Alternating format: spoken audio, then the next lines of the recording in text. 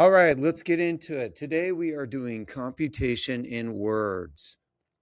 So this is something that is a standard for students who are in 5th grade, and so what we're going to do is we're going to try to practice working with different expressions and writing them as a sentence, maybe using words, or vice versa, taking some expressions that are written in words and writing them as an expression.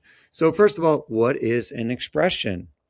Okay, so an expression is a number, it's a variable, or a combination of numbers and variables with one or more operation to do. So it's like an equation without the equal sign, okay, to make it simpler. So you might have different expressions. Again, let's start with simple expressions. You might have something like this: 2/5 plus 1/15. Okay, that's an expression. All right, and this would be the equation, right? So let's move on. Here's another expression.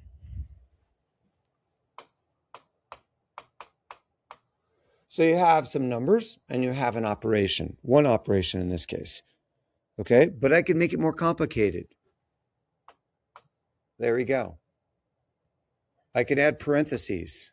There we go. So now we have two operations, one's in parentheses. Just an example. That's an expression. Okay, so now sometimes you need to take the expression or the computation, the problem, and write it in words. So how do we do that? So here's an example. Here's a simple one. A different example than before. 3 5/10 plus 6 3/10. All right, so we might say it a number of different ways. You could say add 3 5/10 and 6 3/10. It's okay to write out the numbers here. You don't have to write the numbers as words, but 6 3/10, yeah. So you could just write that as a number. So this is pretty simple. This is the number example of the expression here. And this is the word version of the expression. All right. So how about another example? Let's take one, this time with a variable. So 1/2 times p. Okay, what would that be? How would that be written as an expression? You might say multiply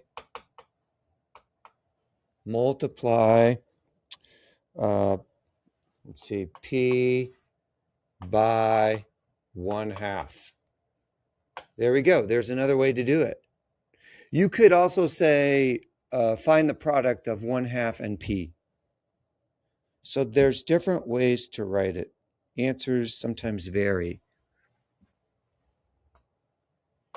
All right, so now let's get into some practice time. I want you to try to practice to write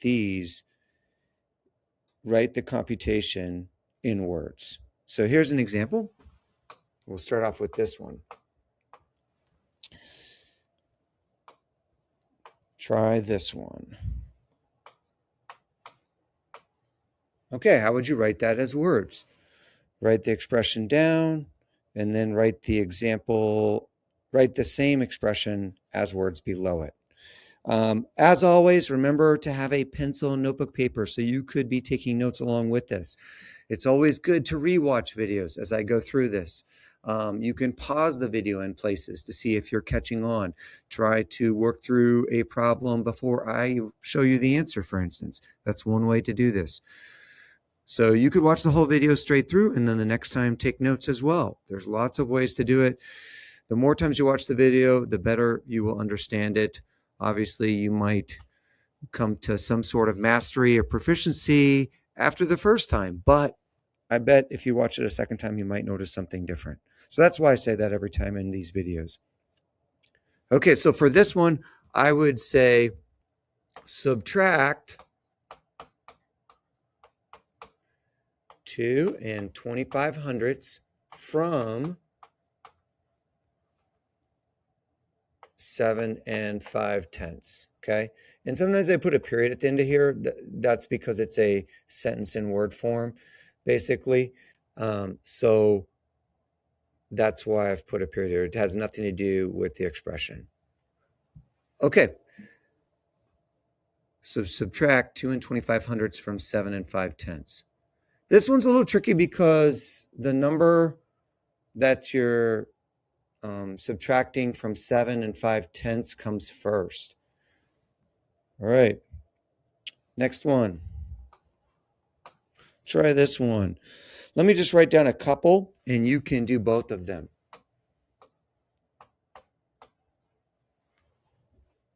Try that one. And then, whoops. And then, what was the other one?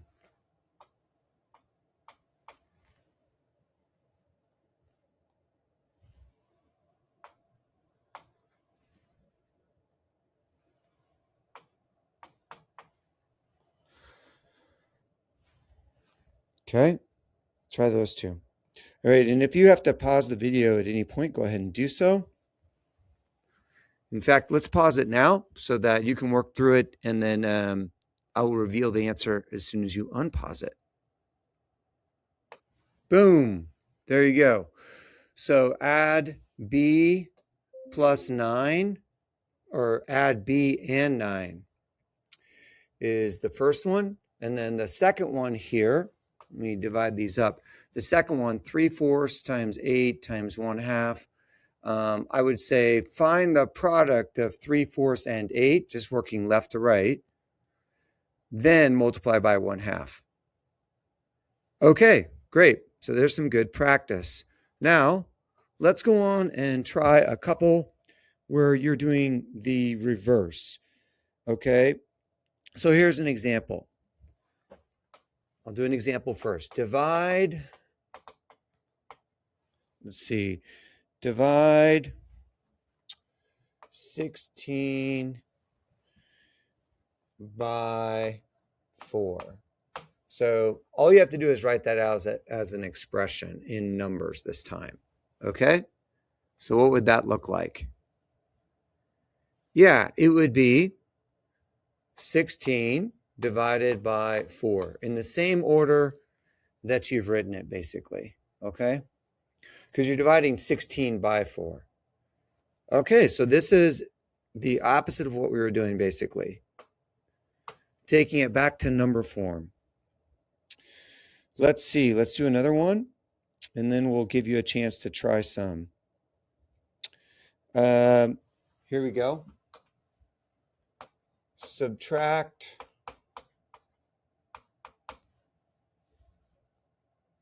6 from 16. What would that look like as an expression using numbers? Again, you can pause if you need to, or you can just watch as I go through it to get the hang of it. Yeah, so I'm going to write, this one's again a little tricky. Subtraction this time does not follow the order that it's written in necessarily. It's 16, then you're subtracting 6 from 16, so it comes second. Okay? And that's all you write. 16 subtract 6. So these are simple expressions. Okay, last couple we'll do here. I want you to do this one first. Write this one in number form. Divide t. So notice I have a variable here. We call the letter a variable. Divide t by s. Okay? What would the, I forgot the e on divide. Divide t, that's a t, by s. Okay, so you can pause the video if you need to. Boom, there it is, yeah. So t divided by s. All right, one more we'll at least do here. Try this one. Okay. Find, oops, get my pen going here. Find the product of, let's see, 12 and 0 and 1/10. Then, let's see, subtract 9. Okay, what would that look like? Go ahead and pause the video. Again, boom, there it is. You have 12 multiplied by 1/10, and then you're subtracting 9. And you would just write it that way, no parentheses, because we know multiplication comes first. Don't worry about what the answer is in this case. You're just writing the expression the way it's written up above, writing it in number form. Okay, sometimes you will have parentheses. It just depends on what you need to do first. In this case, we need to multiply first because it comes first in the sentence. So that is something you probably want to keep track of a little bit, okay? So that's basically it in a nutshell. We could do one more just so you know how to do one, maybe with the parentheses, see if you can figure this out, okay? Speaking of that, so, whoops, let me change this. We're going to find the sum of, whoops, 3/10 and 2/10, right? Then, so you know this is more than one operation sometimes when there's more than one sentence too. That's another thing to watch for. Then multiply by 10. Okay? So what would that look like? So what would we do in this case? Go ahead and pause it and try it. All right, boom, there it is. Find the sum of 0.3 and 0.2. Notice I put that in parentheses because even if you put it in front of the times 10, it would be done first. Multiplication would be done first, unless it's in parentheses, and it is. So you could put it in front or on the other side of the 10. So you could lead with the 10 times whatever's in parentheses. Because again, it doesn't matter which side it's on. We're still going to multiply last because we have to do the parentheses first. Find the sum of 0 and 3/10 plus 0 and 2/10. So that's adding the two, then multiply by 10. Okay, and that's all you need to put. If you want to go ahead and do this one, what would the answer be? Oh, bonus, extra credit here. Well, if we did the parentheses first, you might want to pause it and try it. Okay, here I go. It's going to be 5/10 when I add them together times 10. Okay, then what would you do? Well, think about it as 10 times 5, right? As whole numbers. And that's 50, but then it shifts this way because 5 is 5/10, or 10 times smaller than 5. And so this number becomes 5 when we shift it. So the answer is actually 5.